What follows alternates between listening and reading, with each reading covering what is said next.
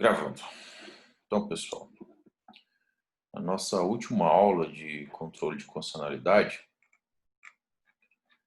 a gente está no tópico 8.5, inconstitucionalidade originária e inconstitucionalidade superveniente.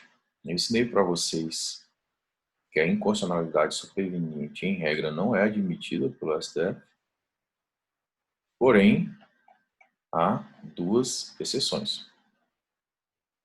Quais são elas? Mutação constitucional e mudança no substrato fático da norma. Eu expliquei na última aula como é que ocorre o fenômeno de mutação constitucional, e isso ocorre muito em virtude de um fenômeno, de uma situação que eu expliquei para vocês já em EAD, que é a concepção de que texto e norma são diferentes, tá?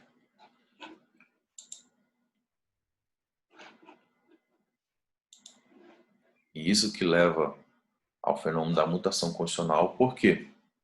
Porque apesar do texto de algum dispositivo da Constituição permanecer o mesmo, o que modifica, o que muda é a norma, tá? É a norma que a gente consegue identificar através desse texto do dispositivo constitucional, desse enunciado. Tá bom? O que muda é a norma.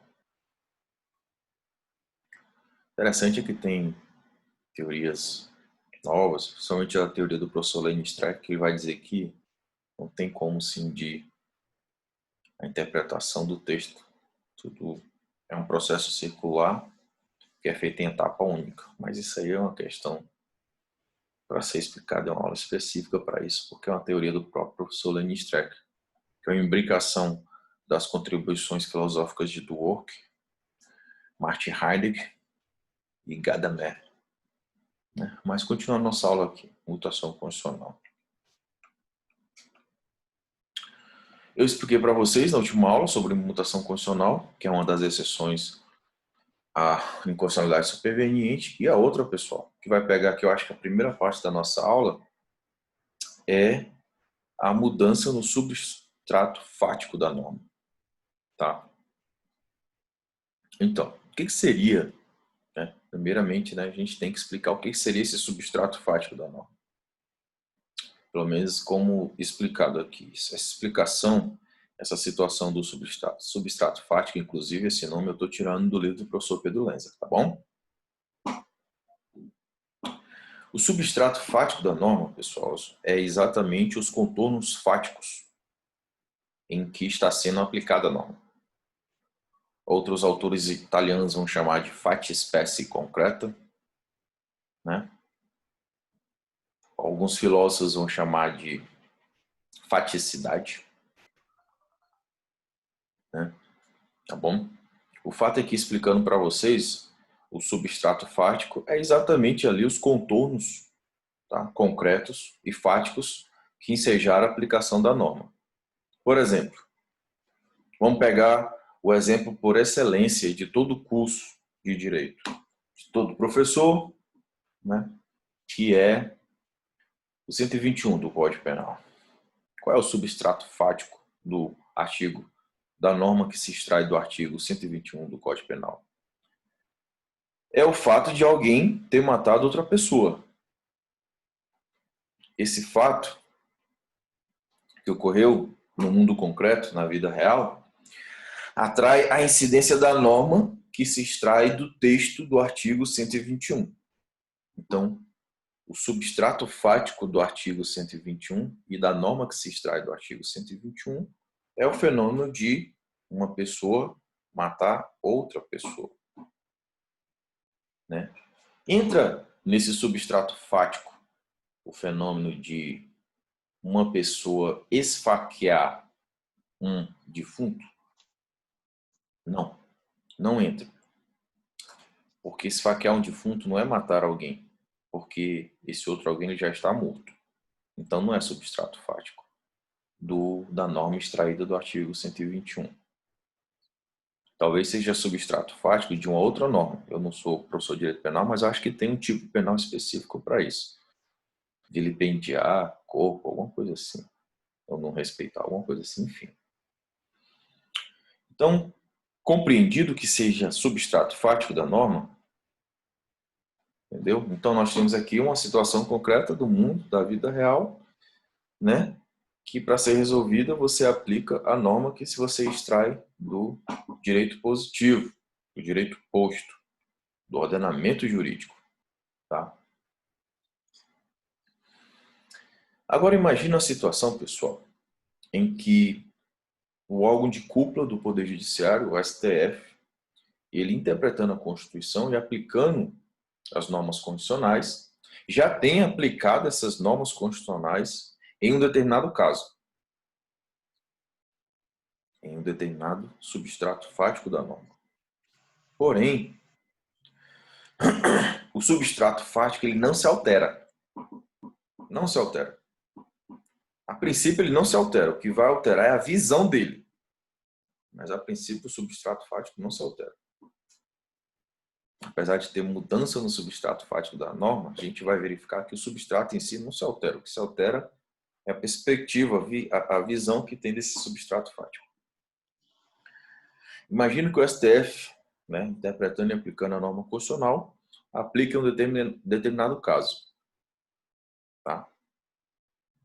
Em sede de controle de constitucionalidade e venha considerar determinada norma inconstitucional.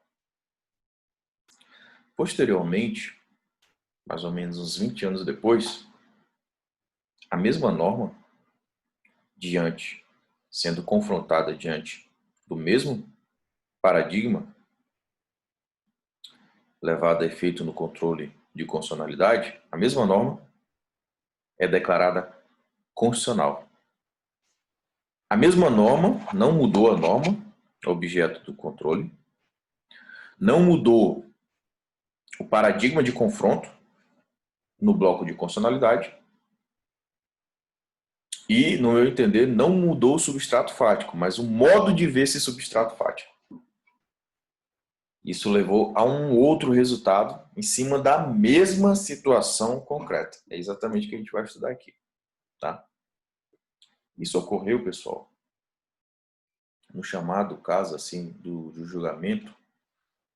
A gente pode resumir, eu acho que no julgamento do amianto. O João Hipólito aqui ele está participando. Professor, só para eu me localizar, substrato fático, então, é a mesma coisa que o suporte fático nominado pelo Vigílio Afonso da Silva? Eu confesso para ti que eu não li essa parte do Vigílio Afonso da Silva. Tá? Eu leio muito Paulo de Barros Carvalho, eu leio muito Humberto Ávila, Lênin Streck, Daniel Sarmento, os próprios constitucionalistas Barroso, Pedro Lenza, Vilmar, Alexandre de Moraes, mas o Vigílio Afonso da Silva ainda não fui lá, porque parece que ele se dedica muito a direito fundamental, né? E essa parte de direito fundamental eu não aprofundo tanto a minha pesquisa. Eu gosto muito mais de teoria do direito, tá bom? Então não sei te dizer a princípio agora, mas eu posso verificar depois e verificar se é a mesma coisa. É que nós direitos...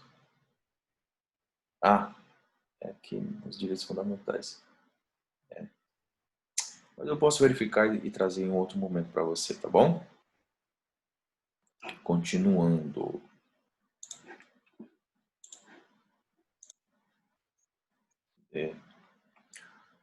Essa situação que eu estou tentando explicar para vocês, mudança no substrato fático da norma, aconteceu principalmente em um fenômeno de diversos julgados sobre um único ponto, que é o uso do amianto. Tá? Você sabe o que é o amianto? É um produto que ele é utilizado em tubulações, caixa d'água, mangueiras, papéis, papelões e muitos cientistas da área consideram o amianto como um produto cancerígeno. Tá?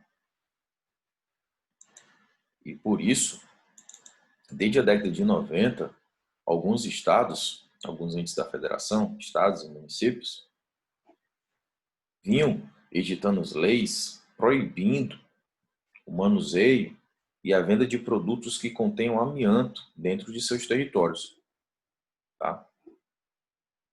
E a partir do momento em que eles promulgavam essas leis, elas iam sendo objeto de controle de constitucionalidade. Os legitimados levavam essas leis diretamente para o STF dizer que aquela lei era inconstitucional. Né? É claro que por trás tem um movimento capitalista econômico dos agentes que vendem os produtos que contêm esse amianto, né? Porque uma lei que proíbe a venda de produtos que têm um amianto, ele vai contra os interesses de quem vende esses produtos, né? Isso dá um baque econômico nas contas deles tremendo.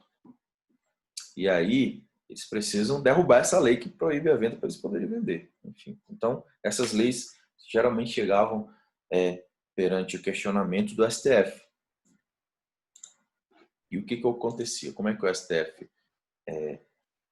resolvia essa situação? Tem uma lei, que é a Lei 9.055 de 95, e no seu artigo 2º, ela admitia o uso controlado do amianto. Tá? O que seria esse uso controlado? Ela limitava esse uso do amianto somente numa variedade do amianto que se chama crisotila, ou asbesto branco. Então era assim, a lei ela tentava encontrar um equilíbrio. Realmente o amianto é perigoso, mas não é tão perigoso assim. Tem uma variação do amianto que você pode usar nos produtos e vender, que é a crisotila. Mesmo assim, alguns estados falavam, não, o amianto totalmente, seja até nessa parte, nessa variação chamada crisotila, é cancerígeno e a gente não quer que esses produtos entrem no mercado aqui no meu território. E essas leis que proibiam isso eram levadas para o STF para serem julgadas inconstitucionais. Com base em quê? A tese era de que havia ali um desrespeito à competência legiferante, porque a tese era de que os estados, esses entes que produziam essas leis, eles não tinham, né, a competência legislativa para editar essa lei. Ou seja, a inconstitucionalidade aqui não era no conteúdo propriamente, mas era a inconstitucionalidade formal, né, que a gente já estudou, que era um aspecto procedimental. Ou seja, na questão orgânica, saber quem tem a competência para editar a norma que está sendo objeto de parâmetro. Ou seja, não era um vício no procedimento em si, mas um vício, né, na competência para se editar a norma. Que nós já vimos aqui. Tá. E o STF geralmente declarava a inconstitucionalidade com base nessa tese. Por quê? Porque ele dizia lá que a regra geral, nesse caso, a competência, os estados podiam editar leis sobre o uso do amianto. Porém, por se tratar de uma competência concorrente, deveria prevalecer as regras gerais que estavam na lei federal. E essa lei federal era 9.055 de 95. E ela dizia assim, tudo bem, a gente não está permitindo o amianto totalmente, mas pelo menos uma parte, uma variedade do amianto a gente está permitido, que é a crisotila. Então, qualquer lei estadual ou municipal que venha proibir totalmente o amianto, ela está violando, tá? Ela está ultrapassando a sua competência legiferante. Por quê? Porque ela está editando uma lei que não está complementando e nem suplementando a lei federal de acordo com a sistemática da competência concorrente. Está simplesmente ferindo diretamente uma lei nacional que foi editada com base na competência concorrente que está lá nos parágrafos 1º a 4º do artigo 24 da Constituição. Tá bom? Então a tese era essa.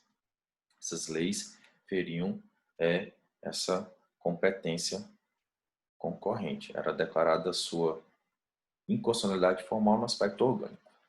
Tá bom? Só que, pessoal, né, vou até dar, anote aí algumas ações diretas de inconstitucionalidades que são exemplo, tá? Né, em que elas foram sendo julgadas procedentes. ou seja, se as ações diretas de inconstitucionalidade foram julgadas procedentes, é porque realmente o STF estava entendendo que as leis estaduais e municipais elas eram contrárias à Constituição, tá bom? Temos aí o exemplo aí da ADI 2396, tá? O STF entendeu que o Estado do Mato Grosso do Sul não poderia proibir o uso do amianto. O Estado do Mato Grosso do Sul tinha feito isso através da Lei Estadual 2.210 de 2001, tá? Já que a competência para legislar sobre o assunto é concorrente e existe lei federal admitindo, né? Artigo 24, inciso 5º, 6º e 12 da Constituição Federal. Outro exemplo seria a ADI 2656, né? No mesmo sentido, a Suprema Corte entendeu que a Lei Paulista, Lei 10.813 de 2001, não poderia ter disciplinado o assunto violando tanto os citados artigos 24 como ainda os artigos 20, 9 e 22, incisos 8 e 12 da Constituição. Tá bom? Então, era assim que vinha decidindo o STF, ao longo do tempo em que essas leis eram todas impugnadas através de ações diretas de inconstitucionalidade perante o STF. Tá? Então, Alice, qual é a segunda mesmo? Só um instante, Alice, a segunda DI, né? A segunda DI é a 2656, tá bom? Eu me esqueço, às vezes eu me empolgo e eu vou falando muito rápido. Desculpa, eu vou falar mais pausadamente.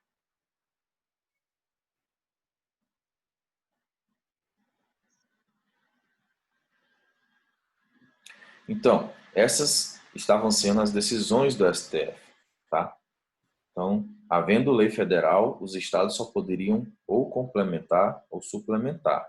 E a respeito especificamente da crisotila, que é uma variação do amianto, existia uma lei federal admitindo o uso, esse uso controlado do amianto, que era somente nessa variação, né? E se tinha lei federal admitindo, não poderiam os estados, então, proibir. Tá bom? Então, pausadamente, para vocês entenderem como é que se deu tudo isso. Continuando. Pessoal, a gente ainda vai estudar um fenômeno, mas eu já vou dar uma antecipada aqui para vocês. É um fenômeno chamado de fossilização da Constituição. O que isso quer dizer? É o seguinte. O STF, ele atua como legislador negativo, conforme a gente já viu nas primeiras aulas. O legislador negativo, ele expurga uma norma do ordenamento jurídico porque essa norma é inválida. Por que ela é inválida? Porque ela está contrária a uma norma superior, a principal norma superior do ordenamento jurídico, que é a Constituição. Apesar do STF atuar como legislador negativo, essa atuação dele não pode interferir na atuação do Poder Legislativo, que é de inovar o ordenamento jurídico. Ou seja, é uma atuação positiva, né, de criar leis, de criar normas. E mesmo que o STF tenha dito que uma norma é inconstitucional, o Poder Legislativo tem a prerrogativa e pode continuar criando a mesma lei, tá? Mesmo que o STF tenha dito que essa lei tenha sido inconstitucional. Mas isso acontece por quê?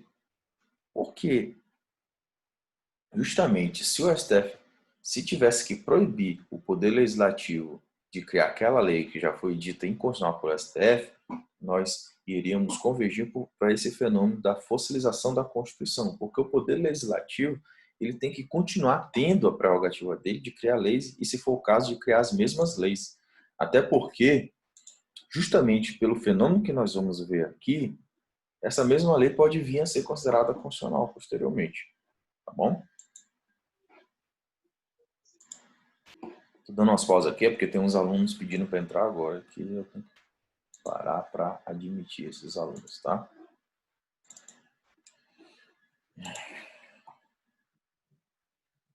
Então, assim, sob penas de se chegar a esse fenômeno chamado fossilização da Constituição, tá? O Poder Legislativo ele pode editar uma lei com conteúdo idêntico àquela que já foi objeto de ADI, tá bom? Então, diante desse entendimento, vários estados e municípios continuaram a criar leis proibindo o uso e o comércio da crisotila em seus territórios. Tá? Com o passar do tempo, os primeiros julgamentos remontam a 20 anos atrás. Só que com o passar do tempo, pessoal, ao longo desses 20 anos, o conhecimento científico e a pesquisa científica a respeito do uso da crisotila, ele aprofundou. E nessa profundidade de estudo, eles descobriram que realmente essa variação do amianto, chamada crisotila, ela causa, sim, câncer. Ou seja, há 20 anos atrás, nós estamos falando da mesma crisotila, da mesma variação do amianto. Há 20 anos atrás, a comunidade científica entendia que o amianto era um produto cancerígeno, só que tinha uma variação do amianto que dava para ser usado e que não levaria risco à população. Essa variação se chamava crisotila. Com base nesse conhecimento científico, o legislador editou uma norma nacional, a União editou uma norma nacional dentro de sua competência concorrente e admitiu, né, o uso controlado do amianto. O que seria esse uso controlado? O uso dessa variação específica do amianto chamado crisotila. Passados 20 anos, a comunidade científica continuou estudando o assunto e chegou a uma conclusão diferente. Chegou à conclusão de que o amianto mesmo, todo, até mesmo na sua variação chamada crisotila, causa, sim, câncer. Ou seja, os estados e municípios estavam corretos ao editar leis proibindo o uso total do amianto, inclusive da crisotila. Então você pode ver, como eu defendi no começo da aula, que o substrato fático não mudou. Mudou a visão a respeito desse substrato fático. O amianto e a crisotila continuaram sendo o mesmo. Só que a visão, o conhecimento sobre esse produto, sobre esse objeto mudou. A comunidade científica mudou a sua investigação, a sua conclusão científica, as suas conclusões investigativas sobre o amianto. O que levou, portanto, a uma mudança de concepção por parte do STF. Com base nessa nova visão da comunidade científica, o STF falou, pô, se o cientista está dizendo que causa câncer, então, de fato, essa lei que libera o amianto na variação crisotila, que libera controladamente o uso e a venda, né, desse produto, ela é uma lei inconstitucional, essa lei federal, porque ela está ferindo a saúde pública, está botando em risco a saúde e a vida de diversas pessoas. E isso, com certeza, é contrário à Constituição. Tá? Então, na ADI 3937, tá? 3937, o STF declarou incidentalmente, tá, a inconstitucionalidade do artigo 2º da Lei 9.055 de 95, tá bom? Conforme anotou aqui o ministro Dias Toffoli, eu vou dar uma lida aqui, ele falou, ó, esse conjunto de fatores, quais sejam? Consenso dos órgãos oficiais de saúde geral e de saúde do trabalhador em torno da natureza altamente cancerígena do amianto crisotila. O segundo fator, a existência de materiais alternativos à fibra de amianto. E o terceiro fator, a ausência de revisão da legislação federal, que já tem mais de 22 anos, revela a inconstitucionalidade superveniente, entre parênteses, sob a ótica material, fecha parênteses, da Lei Federal 9.055 de 95, por ofensa, sobretudo, ao direito à saúde, abre parênteses, artigo 6º e artigo 196 da Constituição, e ao dever estatal de redução dos riscos inerentes ao trabalho por meio de normas de saúde, higiene e segurança. Artigo 7º, inciso 12 da Constituição, bem como a proteção do meio ambiente, artigo 225 da Constituição. Então você pode ver que, embora os doutrinadores de direito constitucional, bem como o STF, ao longo desses últimos 20 anos, não admitiam a inconstitucionalidade superveniente, foi escrito no próprio acordo aqui da ADI 3937, essa exceção e essa admissão, tá, da inconstitucionalidade superveniente. Então, hoje é admitida essas duas hipóteses que a gente está estudando, que é a mutação constitucional e o que o Pedro Lenza chama de mudança no substrato fático da norma, que eu particularmente colocaria de mudança na visão ou na interpretação do substrato fático da norma, tá bom? Porque o substrato permaneceu o mesmo. O amianto crisotila não mudou há 20 anos atrás para o amianto que é hoje, ele continuou o mesmo. O que mudou foi o conhecimento a respeito de seus efeitos cancerígenos, tá? E aí, pessoal, em um momento seguinte, porque essa primeira declaração, conforme eu falei para vocês, foi incidental, foi dentro de um ADI, mas foi uma declaração no âmbito dos fundamentos do julgamento, tá? Ele não era o objeto principal da ADI, tá bom? Mas posteriormente, tá? A Lei Estadual 3579 do Estado do Rio de Janeiro, o STF apenas não manteve, né, o reconhecimento incidental da inconstitucionalidade da federal, como ampliando, deu efeito vinculante e erga omnes a essa declaração, e assim julgou improcedente, né, o pedido formulado na ADI reconhecendo a constitucionalidade da lei estadual, tá bom? Essa ADI que julgou esse caso do Rio de Janeiro, da Lei 3579/2001, foi a ADI 3406 e a ADI 3470, tá? Julgamentos recentes aí de 2017. Perfeito, pessoal? Tá bom? Vamos lá, vamos continuar nossa aula, mas vamos agora adentrar em um outro tópico,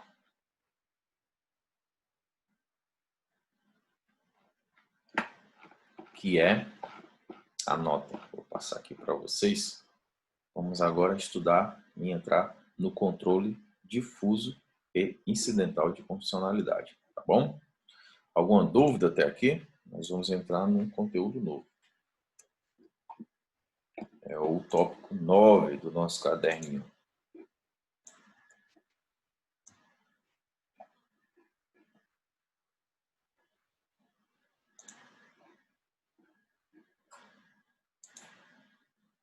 Ok. Então vamos lá, pessoal. Continuando nosso curso de controle de constitucionalidade. O que caracteriza o controle difuso e incidental de constitucionalidade? É que a matéria constitucional a ser discutida, constitucionalidade ou não de determinada matéria, ela não é julgada e não faz parte do pedido da ação, tá? Ela é uma questão incidental, ela é uma questão prejudicial ao mérito, tá bom? Ou seja, a pessoa vai propor uma ação, de acordo com o que vocês aprenderam em teoria geral do processo. Ela vai buscar uma tutela jurisdicional, né, do Poder Judiciário. Propõe ação. A ação ou a demanda, eu sou Alexandre Câmara, eu gosto de usar o termo demanda, ela tem 3 elementos: partes, causa de pedir e pedido. O professor Marcos ensinou para vocês que na causa de pedir traz os fatos e os fundamentos jurídicos do pedido, teoria da substanciação. E o pedido, você traz o pedido, que é o bem da vida que você quer ver tutelado, né? Nessa ação que vai ser proposta, você não vai pedir a declaração de inconstitucionalidade de determinada lei. Porque você não pode, porque você não tem essa legitimidade. A legitimidade só quem pode dar é a Constituição Federal. Uma pessoa normal, um cidadão comum, não tem essa prerrogativa dada pela Constituição, ele não pode propor uma ação para efetivar um controle de constitucionalidade. O que ele pode fazer é propor uma ação pedindo um bem da vida, tá? Porém, nos fundamentos de fatos e direito em que ele vai alegar que determinada norma infralegal está obstando ele de obter determinado bem da vida de forma incorreta, de forma inconstitucional, de forma injusta. Por quê? Porque essa norma infralegal está violando uma norma constitucional. Ou seja, ele defende que deve prevalecer a Constituição, no caso dele, para ele alcançar o bem da vida dele que ele quer lá no pedido, que é o terceiro elemento da demanda.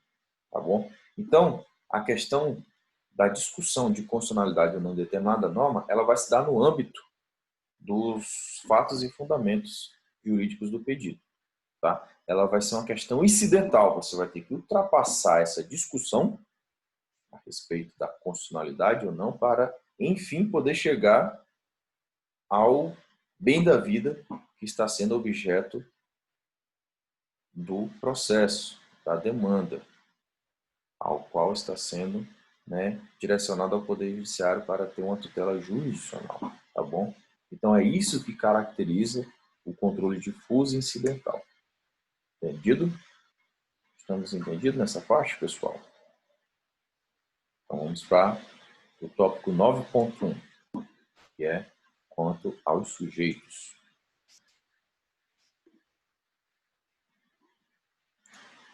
Espero que eu esteja falando pausadamente com vocês e que vocês possam acompanhar a aula. Próximo tópico, anota, quanto aos sujeitos.